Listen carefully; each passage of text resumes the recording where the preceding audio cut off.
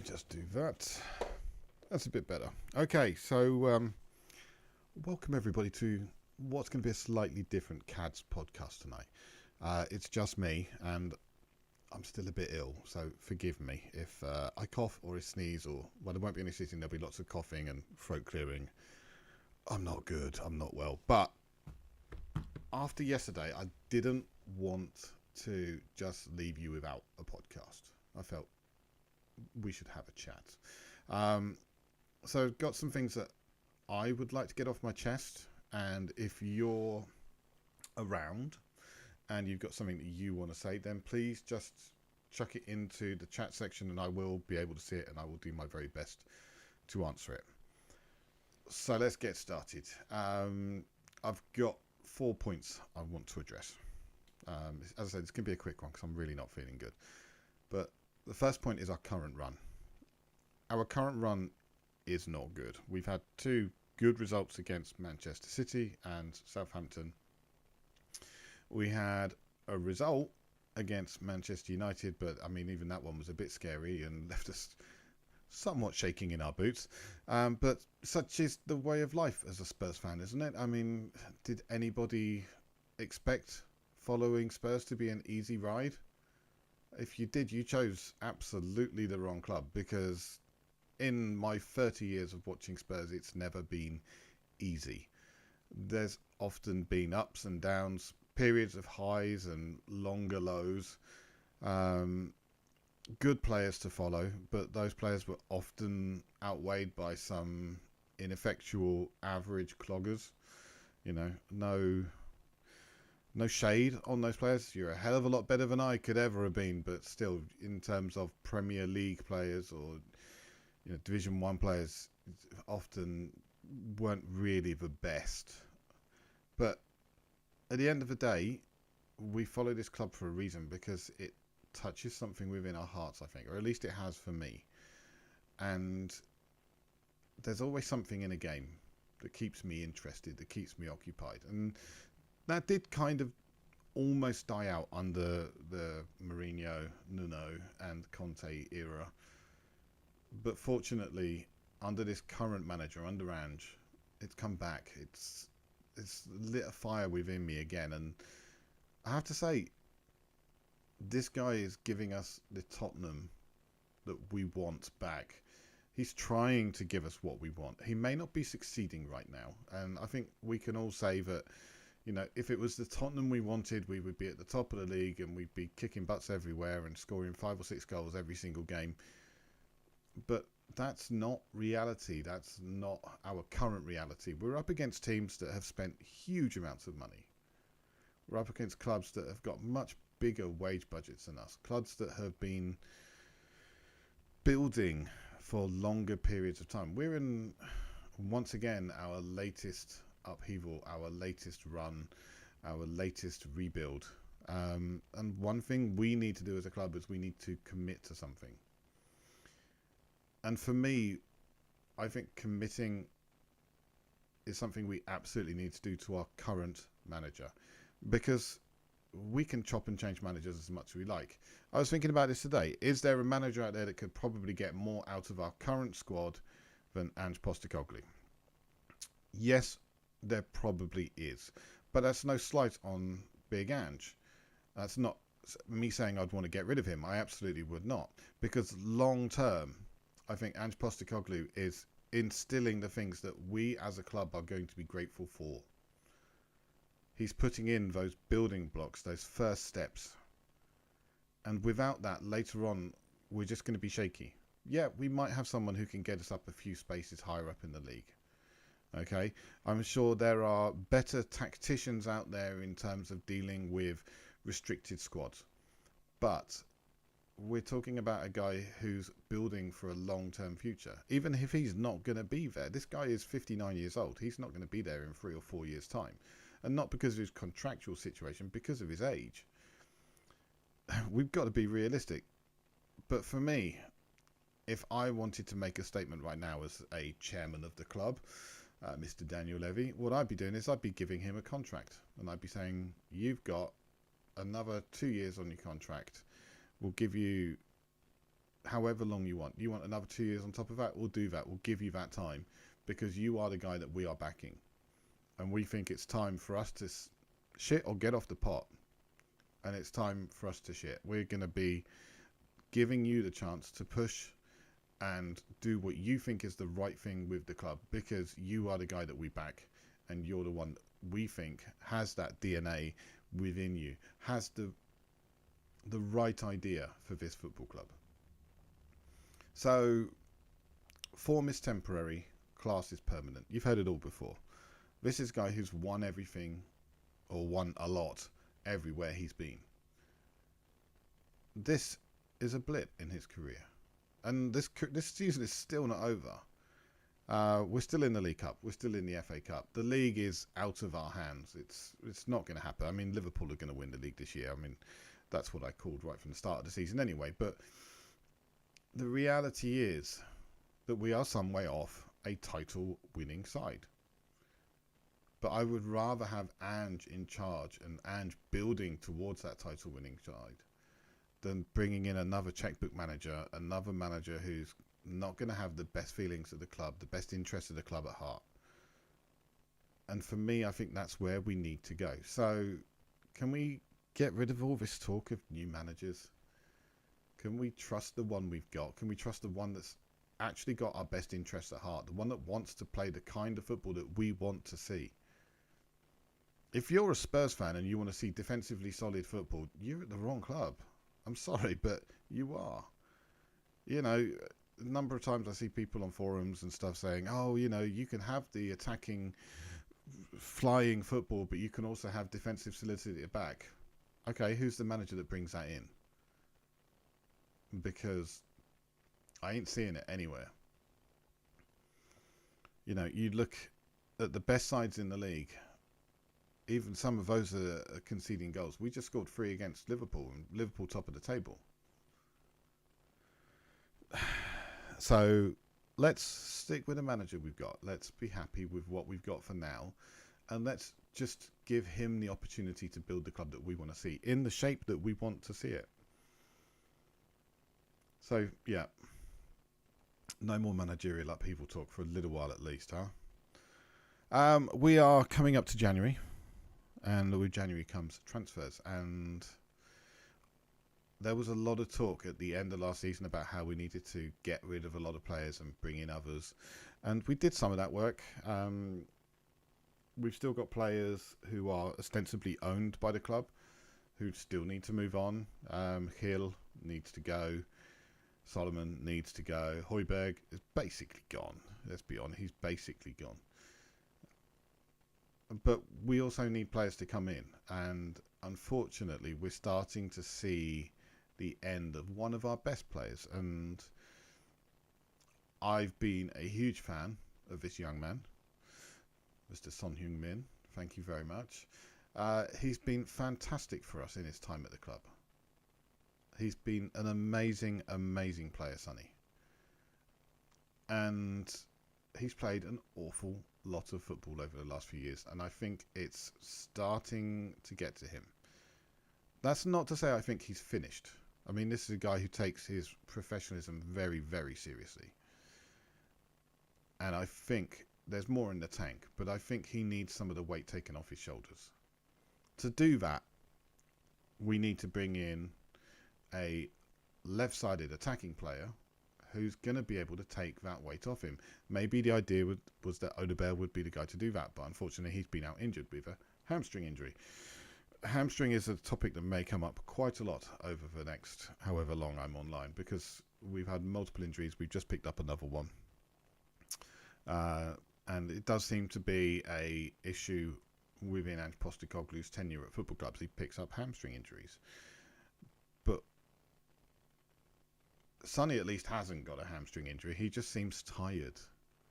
He's played a lot of football, and the problem is we don't have anyone at the moment who seems to be able to step in and take that responsibility off his shoulders. Mikey Moore, I think, is the long-term plan for that position. But Mikey Moore is still a very young man, 17 years old, and also currently out with a virus. He's still not even back in full training yet. And let's not weigh too much on the slender shoulders of a 17-year-old, please. But we do need more. We do need more transfers. Personally, I think we're going to be bringing Ashley Phillips back from Stoke. I don't see the point in him being out on loan. They've just changed managers again, which I believe is the second time this season they've changed managers. Let's bring him back. Let's get him playing football for us. Let's give us a bit more depth in midfield by moving Archie Gray back into midfield. It just gives us a little bit more space all over, because we've seen him play left back. We've seen him play centre back. We've seen him play right back. I'd love to see him play midfield, frankly. But there's more to come from Archie Gray. He's such a good young player. And despite the fact we've had some rough results recently, he's been one of the better players in the side. And we really can't complain too loudly about it. The money we spent over the summer actually looks reasonably well spent. It looks incomplete, though. If we wanted to finish off the spending, really build out the squad, I think we needed to buy 2 more players. We needed to buy a left centre-back who could fill in when Van der Ven got injured. And again, he's picked up another hamstring injury. There's that word again, hamstring. And we needed a left-back. And now Udogi's got a hamstring injury. We still need that left-back. I mean, there's talk about Sergio Reguilon, who obviously came in and did quite all right against Wolves. He didn't look particularly out of shape. He didn't look out of place particularly. But this is a guy who's got 6 months left on his contract. And by the sound of it, Brentford wouldn't mind him. So I guess if they were willing to chuck us a bit of money, we'd probably be willing to sell him. But I was really thinking we needed a left back at the start of the season. And we don't have anyone coming through the youth setup that I can see that would be able to fill that position. I mean, I understood why we didn't want to buy a centre-back over the summer, because they didn't want to step in the way of players like Dorrington or Phillips, or, here's the big one, Vuskovic, because Vuskovic is such a potentially high-level, high-value player that they don't want to put players in his way and stop him from developing the way that they want to. But at the same time, he also plays mainly on the right, so we're getting overloaded on the right-hand side, and we could really do with someone for that left. But we didn't get it, and the position I thought we were really crying out for was left-back, and especially with Reguilon apparently on his way out the club. It never happened, but we left ourselves short, and because of not filling out the squad the way that I felt we should have, and because of injuries, we have once again been left short at the back. And we've been left with a very small number of players who have had to play every single game, senior players.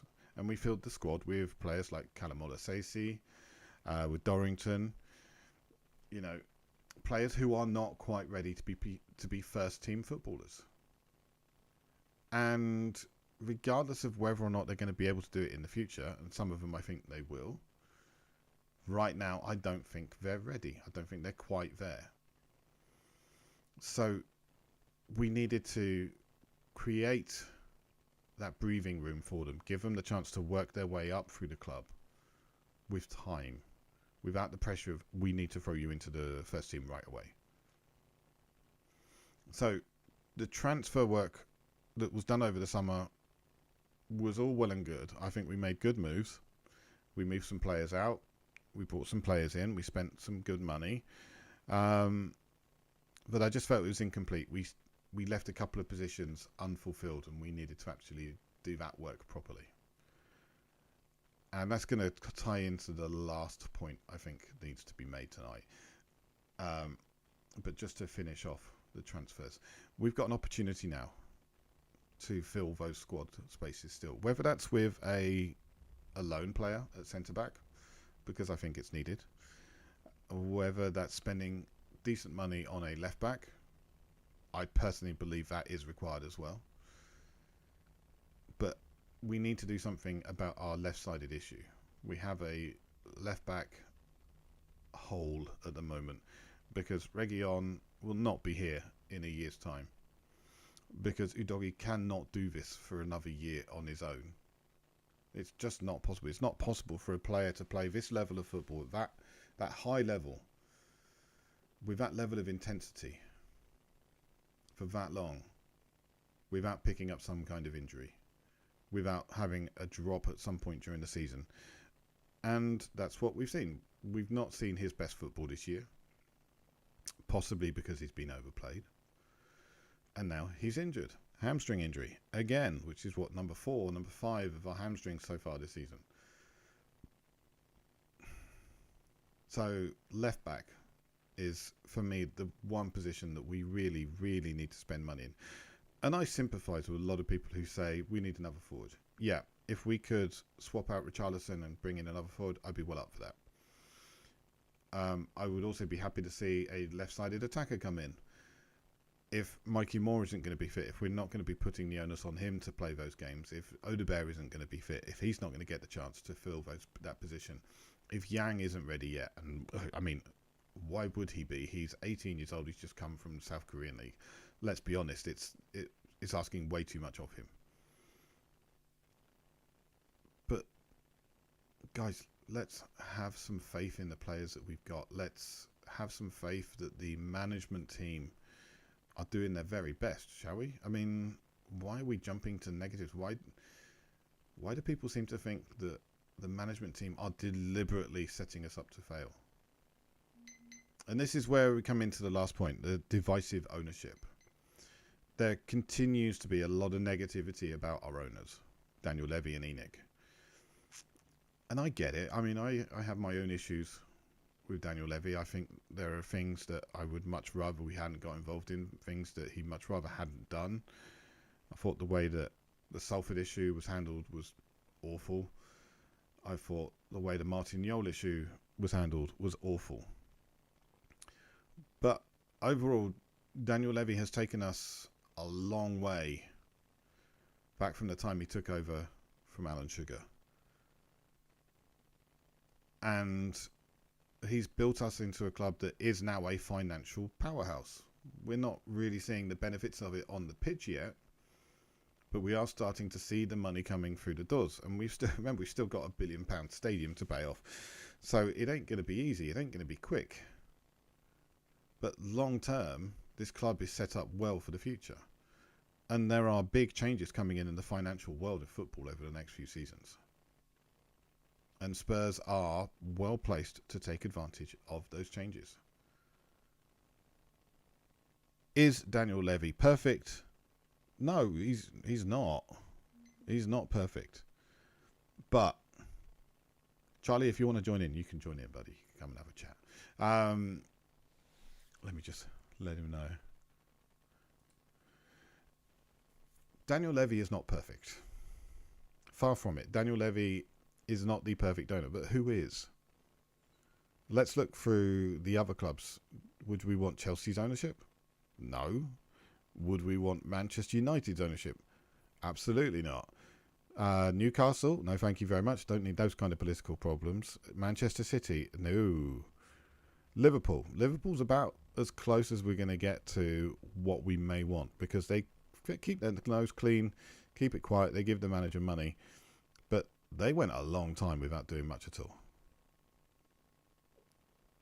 So let's not say that they're perfect either. I mean, the manager, the chairman that I would want the most at the club is someone like Tony Bloom from Brighton.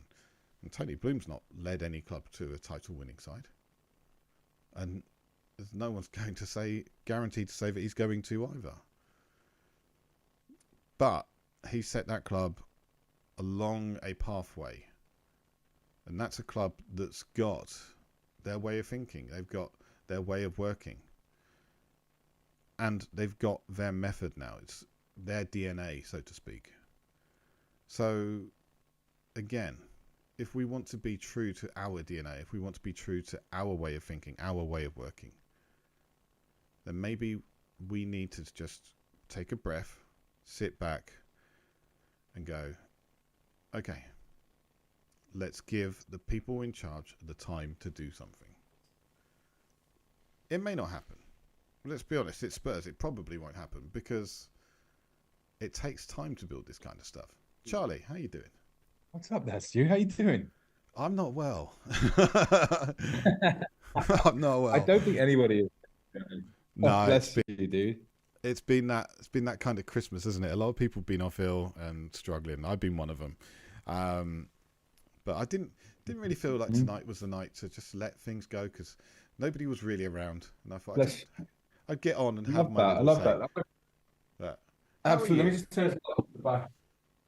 I'm just going to turn this light off. Maybe we can just unscrew it. The fastest way to do that. Yeah, I'm glad I did it. I'm okay. I've had a decent Christmas and lovely to being at home with the family and everything. It's been back in the UK. Hmm. It's good. I mean, obviously there was no snow, which was there's no it's never it doesn't snow anymore at Christmas. So that whole white Christmas thing is a bit of a damp squib. It's quite mild. I don't know about you, but it was quite very mild over here on Yeah, Christmas Eve.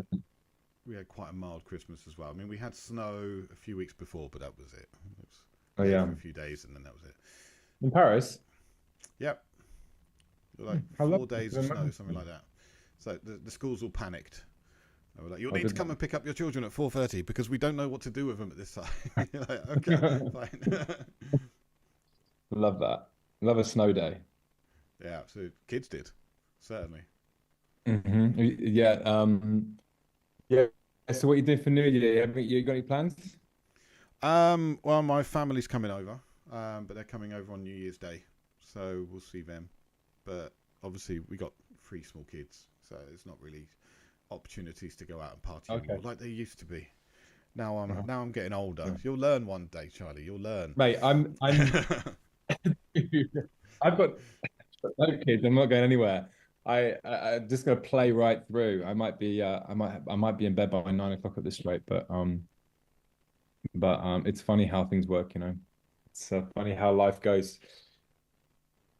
The onus Yeah, on New Year's Eve becomes less until you just go, you know what? I'm gonna do the Johnny opposite, and I'm just gonna stay at home and yeah. I think my maybe turn last on the big New Bible. Year's was a decade ago before the kids came along. So at that point, and that was a good night out in Romania. So What was it? yeah. I love that. Were you in Romania? Did you live in Romania? No, I didn't live in Romania. My wife is Romanian, so we Oh, went to see her family for Christmas and New Year's, of course. We had and that discussion about Radu. yeah. So Interesting way because to of that, jump we in spent there. the night. Sorry to keep jumping over you, but like Radu Dragusin has definitely come good. I know he's the only thing we've got, so it's hard to sort of put it up against anything. But like, what do you feel the vibe is on Radu? What's your wife's vibe? My wife is not into football at all. In fact, I mean, if you said Radu Yeah, Dragusin, but she'd be mate, like, is that come on, the come on. Romanian footballer that plays for your team? Like, she probably doesn't even know the name of my football team at this point. It's only But been she supported 15 him in the years. Euros. She obviously supported Romania in the Euros when they went on a bit of a run. No, of course she didn't. No, she hates football. She's got no interest in football whatsoever. It's So terrible. Terrible. I know. How did I marry this woman? But How are no, you still married to that woman? Is probably. because she's a darling and I love her and she's amazing. She keeps me in check, and I need someone to keep me in check. You're sponsored. um, Yeah, I can tell you're sponsored by someone here. So, you know. absolutely. But what do I think of Radu Dragusin? I think Radu Dragusin is a player that needs to play. I think Radu Dragusin is a player Mhm. who does not cope well with being dipped in and out of sides. I think we saw Mhm. that earlier in the season when he came in to suddenly fill in for Romero. Yeah. Um, he struggled, Hmm. and at that point, I, like a lot of others, was like, "Oh heck, have we fumbled here?" Hmm. Because we spent a decent amount of money, not as much as it's not a Van Dyke amount of money, but it's still it was a lot of money to spend on a player at the time. I'll say this. I mean, it wasn't. I don't think it was a panic buy by any means because I Mm, feel like he was the best out there in terms of backup centre backs. But it was unusual for Spurs to go out into that market in January and make what I thought was an incredibly for me it was a high profile signing. And not yeah, that we'd heard of him before, but what I saw of him in Serie A, how he turned out for I believe it was Genoa, was just he was bullying. He was prolific already. He put in a decent shift when he was there, and maybe it's because of the relationship we had with them. I can't remember if Spence went on loan to them, and Yeah, he after did. that, or we just threw him in as part of the deal, or we just started developed a relationship. Maybe it's Paratici was still involved at that point. I'm still not quite sure what he is, if he's still at the club or not. But um, Dragusin for me was like Romero and Van der Ven were coming back at that point, and I'm like, can we just put Dragusin in? He's going to sit on the bench until these guys get injured again, and they didn't for the rest of the season.